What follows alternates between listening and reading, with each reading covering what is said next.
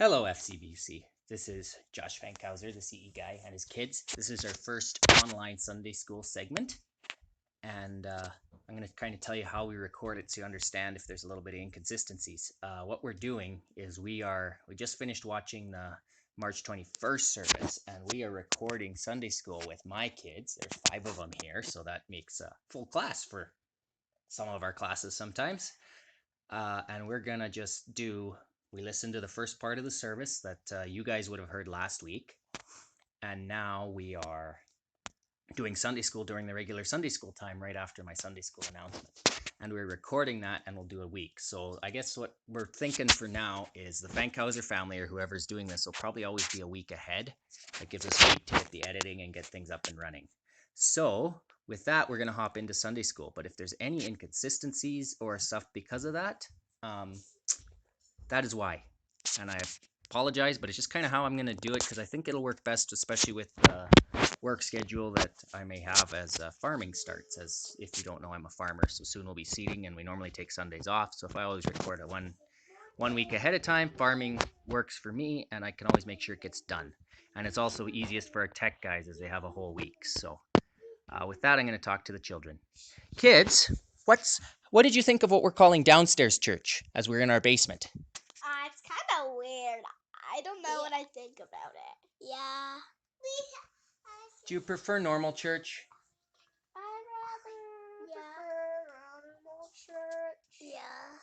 Well, but this is what we're going to have to do for now. So, what do we normally do when we get dismissed for Sunday school? We usually just go downstairs. Do we sing a song and pray? Yeah. Do you want to sing a song and pray? Sure. What song do you guys want to sing?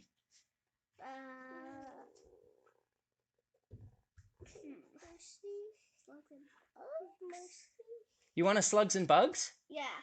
Okay, we will do a Slugs and Bugs. And I'll go find one on the internet right now. And our tech guy is going to splice it in or send a link to the Slugs and Bugs for you guys listening at home. So with that, we're going to pause. We're going to find a Slugs and Bugs. We're going to sing it. We're going to talk about it. Then we're going to pray. And then we're going to jump into our service. Okay? And your love like the stars in the sky. You may shine your love like the stars in the sky. So that was Slugs and Bugs Stars. So if you put it on YouTube, it'll come up. It's based on Philippians 2:14-15. We were going to do a study on Philippians, kids, but we found something that we thought was funner. Me and your mother have been scouring all kinds of kid shows, and it's quite fun for the adults too. So I highly recommend you watch it. So if they didn't splice it in, just go to YouTube and follow along on Stars. There's lots of good Slugs and Bugs. Do a little bit of kid-based worship time. And then everybody, we're going to dive into prayer with our kids, and we encourage you to as well. And then we're going to start a series called What's in the Bible with Buck Denvers. It's on Right Now Media or MrPhil.tv. You do have to pay for that, parents, if Right Now Media is not working for you. It was a little full this morning, so we had to go through MrPhil.tv, and that's okay. But that's what we're going to do. What's in the Bible with Buck Denvers. So parents, please pray with your kids and then watch Buck Denvers. And then we're going to come back. So there'll be pause this recording. And then we're going to come back and we're going to talk about it and have some activities and some questions that I've done and personalized. So that is our plan for Sunday school. So parents, please do that. And with that, I'll just pray for all the kids that are listening. So all you kids, please close your eyes and fold your hands. Don't poke your siblings that you're sitting next to. Yes, okay. Dear Lord, I just prayed with all these siblings and all these parents and help them this week as they are about to go out and maybe not out with the quarantine. Just pray to help them not to drive their parents nuts. Help them to be extra nice to their siblings and let them know that you are near, Lord. Amen. So, kids here and at home, you need your water. Yes, everybody needs to make sure you got a snack and a drink because we're going to settle in for the long haul. So now that we have our snacks, what are we having? Pumpkin muffins with icing.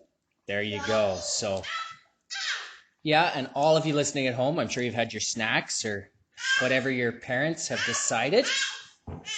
Yeah. So,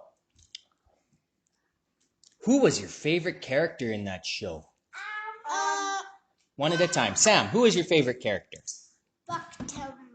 Buck Denver? Yeah. How about you, Nathan? No, like the cowboy guy. The cowboy guy, Chuck Wagon? He was pretty fun. How about you? I like Chuck Wagon. You like Chuck Wagon too? How about you, Elizabeth? The Sunday school lady. The Sunday school lady. That's your mummy's favorite one too. How come? How about you, Daniel? Who did you like the best?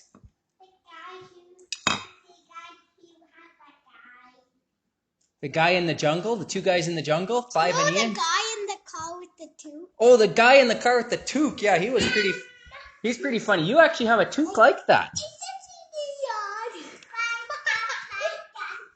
Okay, now, as I talked about in there, what's the most translated, best-selling book in the entire history of the world? The Bible. You think he's right, kids? Oh, you are so right. Now, that is true. What's Clive think any good show needs? Ponies?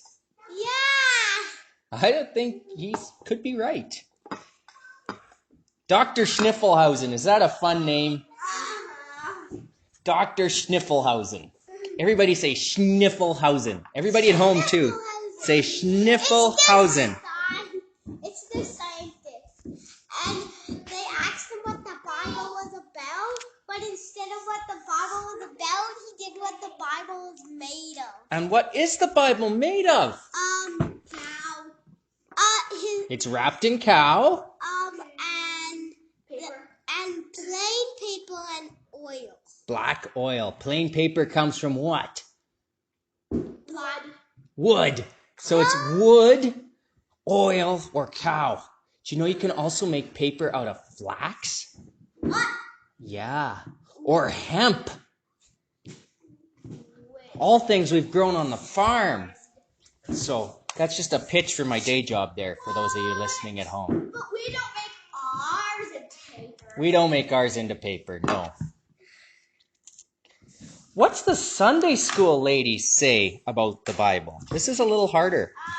That the Bible is in two parts, the Old Testament and the New Testament. The Old Testament and the New Testament, 2 parts, correct. It's actually how many books? Did we guys catch that? It said it really fast. How many books in one Bible? 6. Oh, almost. 60? 1. 6. Oh, but Written by how many people? How many people do you think wrote the Bible, Nathan? 5. Well, it's a lot more than 5. Wait, like over 100. Oh, Daniel and Hannah have all their fingers showing for you guys listening at home. That's getting there. It's written by more than 40 people over 1,600 years. How long do you think 1,600 years is? Long time. Is that older than Grammy? Yeah, that was funny when the Sunday school lady said, I'm not that old. Tell that, Dixon. Yes, so it's written by 40 people over 1,600 years. What's your favorite Bible story, Daniel?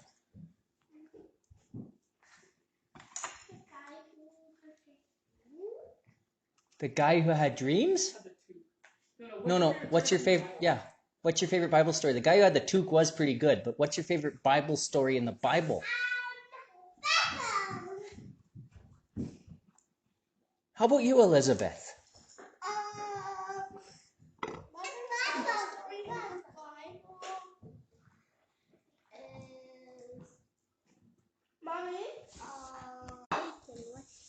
As often happens in Sunday school, they don't know. How about you, Nathan? That was David and Goliath. I always liked the whole story of David.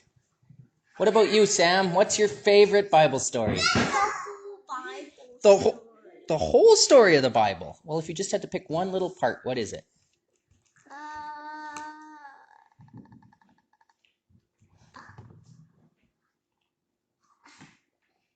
Oh, you don't know. The whole Bible. The whole Bible. It's all so good, it's hard to pick just one. Now, here is the most important part. We've learned that the Bible is a bunch of stories. It's a bunch of books written by a bunch of people over a very long period of time. That it's been the most translated, most sold, most life-changing literary work in history. What makes all of these stories fit together? So it's a whole bunch of little stories that tell one big story. You were listening to Buck Denvers. The Bible tells the important story of what God has done for us and humanity in general. This is what makes the Bible the most important book ever.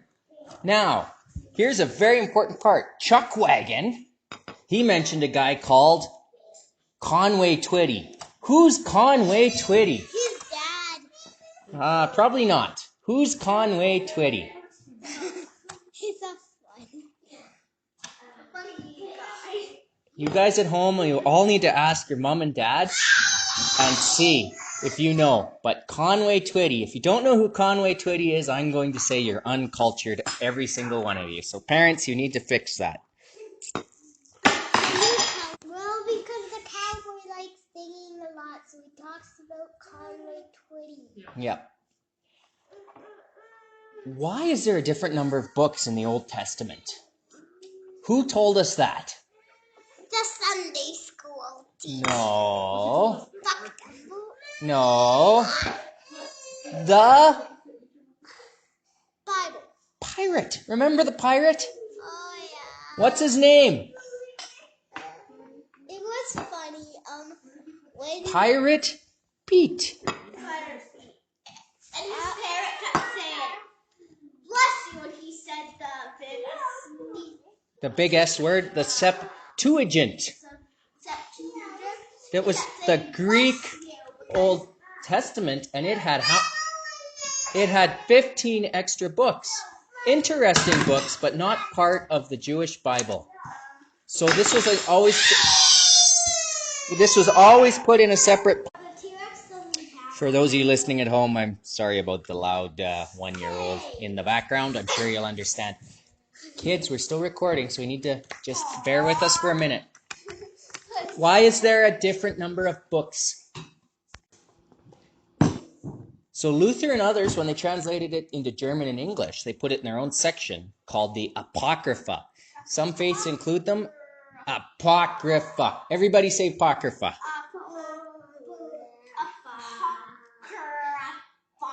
Perfect. Okay, now a very important question. What's the pirate's parrot's name?